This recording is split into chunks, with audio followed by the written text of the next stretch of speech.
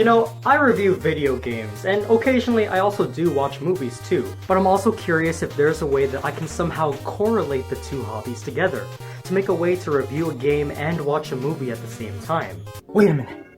That means I should review a video game movie adaptation. That could work. Now which one should I start reviewing? The Super Mario Brothers movie? Nah, a lot of people already riff on that one.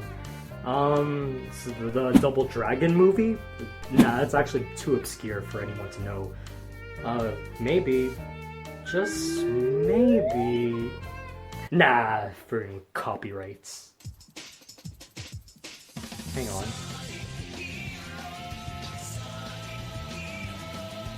I think my shirt's giving me an idea. So, today let's think about Sonic the Hedgehog, the movie, or the OVA, whatever you want to call it. I probably don't need to introduce you to this guy right here, because you've pretty much seen him everywhere if you know video games. Sonic the Blue Hedgehog runs fast, wears shoes, made some pretty good games and some pretty not good games. I gotta say, for such a long-running franchise, I've never seen such a polarizing video game character in terms of critical reception much like this guy, and yet somehow he makes up for it with such a huge cult following and community that still stays strong as we speak. His popularity even reached across other forms of merchandise. Popsicles, bags, mobile games, yeah, that happened. But I'm pretty sure most of you are asking, what about the forsaken realm of cinema? Especially considering how other popular video games at the time were already being made into adaptations.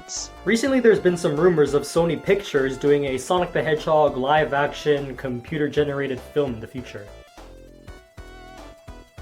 And while some people may consider that to be the Hedgehog's first foray into films, that's not entirely true, and that's because in 1996, we were given a Sonic the Hedgehog original video animation, or OVA, which was eventually released in North America as a direct-to-VHS film, simply known as Sonic the Hedgehog the Movie. This was actually my first introduction to the Sonic series, right before I was exposed to watching my cousins play Sonic Adventure 2 all the damn time. Back then I used to rent the VHS for this film at every opportunity I could. It was always sitting at the top shelf of one of those Rogers stores, and I just had to get it whenever we passed by the store because, well, it was Sonic. At the time I had a huge affinity for cartoons and, you know, video game characters, so I immediately gravitated towards a character like Sonic, and if it had his face on it, I had to get it. And I recall watching this movie a lot of times, and nowadays not a lot of people really mention it. But does it still hold the same nostalgic, simple-minded, entertaining value that it had for me back then? Well, let's take a look and find out. First of all, that box art. Sonic the Hedgehog, the movie! Yeah! Scrape your knuckles, catch some tails. Amy Rose not included. So we start off the movie with some foreshadowing. We see Metal Sonic covered in shadows, and we get to hear more foreshadows by the words of Sonic's greatest foe, Dr. Robotman. Finally, the only thing left to be done is to capture the essential life data from your counterpart. Then you'll be complete, my Hyper Metal Sonic! But enough of that, let's go see what the heroes are doing. We cut to the remnants of DreamWorks Madagascar, where we see Sonic and his pal Tails maxing and relaxing by the beach. I should also point out that this is apparently a universe that has sunglasses for people with one pupil. That's a good touch. Hey, come out here, Sonic! It's okay if you don't swim! Come on! Help! Help me! Wake up, Sonic! Shut up, Tails! You know, most people complain about voice acting in Sonic games, but I don't even need to do it here. The movie just did it for me. So we get introduced to this owl who has a message to deliver to Sonic. And apparently he felt the most efficient way to do so was by taking an exploding aircraft to see him. You have more important things to worry about now! Your rocket's on fire! No wonder it's getting warm! Yeah, you could have just snail-mailed the message to him or something. And just before the owl and Tails, somehow, are about to meet their death, it's about time for Sonic to do just what he does best. Running!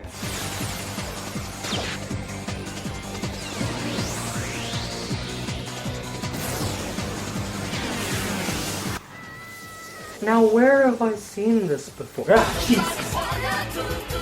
Despite the animation being a bit dated, it is still pretty entertaining to watch. It's fun, it's got flow, the running sequences do the job right, and it stays faithful to the designs of the classic characters. This is what I find that animation has over live action. With animation, you can get so much more effective scenes that work better in a video game sense than a film like this certainly couldn't replicate.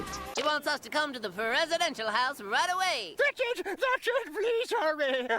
You know, it might have been easier if you just called to tell us that. I could have done that too. And so Sonic and Tails set off to see the president by taking their biplane. And that owl guy, well, they just sort of leave him there. Because plot convenience. It's been a long time, hasn't it? Good to see you again, Sonic. Dr. Robotnik!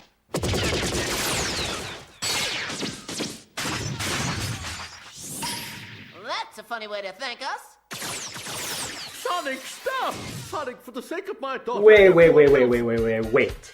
Okay, first of all, who are you, and who are you, and who are you two? Chat, I'm pretty sure you all remember that classic scene in Sonic 2 where you came across the president of I Don't Give a Shit Land and his card captor Sakura daughter, cause I sure don't, cause I don't even know who these two are! Okay, this is the president. What's his name? The president. And this is Sarah. She has a tail and cat ears. That's as best of a description I can make. We see that Dr. Eggnik has taken over the president's house, and naturally you'd assume that he just ambushed Sonic there and now, considering how he managed to bypass all security and has taken the president and his daughter hostage, but no, instead he's there for some good old finger-licking exposition. My favorite. And the inner dimension is known as the Land of Darkness. There I lived peacefully in a utopian city called Robotropolis.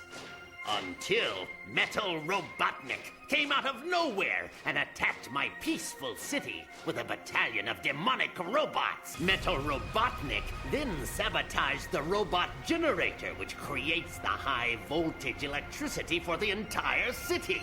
According to my calculations, if the robot generator isn't stopped by sunrise tomorrow, there will be a giant explosion. Huh?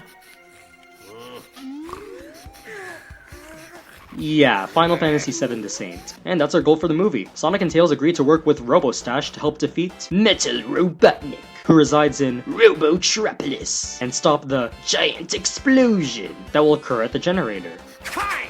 Don't blame me when this happens! Ban? Okay, I can get a kapow or a boom or Kapooya! Kapooya! but ban? Well, anyway, Sonic and Tails head off to the Land of Darkness. Also, Dr. Eggnog and Sarah are playing Virtua Fighter. That happens for a while. And then he kidnaps her. Because plot convenience.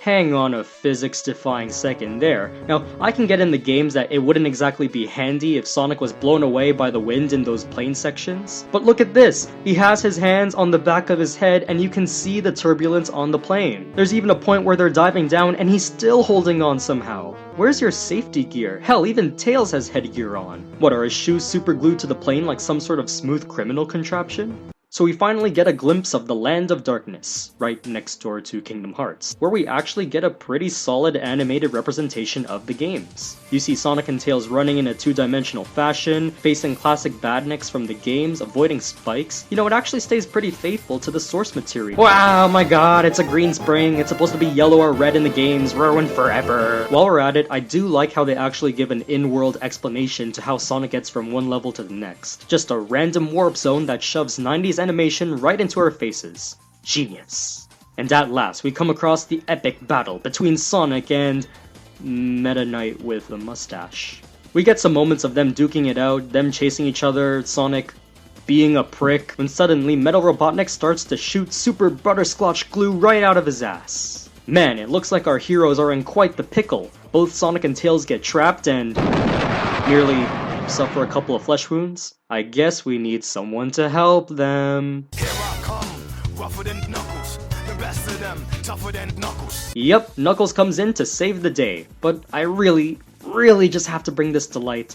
That hat right there, it's amazing. I mean, there's no real reason for him to wear it, and hell, he never even had a hat in the first place, but it just fits him so well in this movie for some reason. Really gives him that adventurous, treasure hunter, Indiana Jones kind of character, if you know what I mean. Why didn't they stick with this design after the movie? It would probably be more accepted than whatever. So are you going back to treasure hunting now? Of course! Finding treasure is my absolute favorite pastime. Yeah, I'd like to have a word with you. And just as Sonic and Tails are about to go to Robotropolis, Knuckles decides to join in while inexplicably flying on his own. Seriously, it's like someone just photoshopped him into the scene.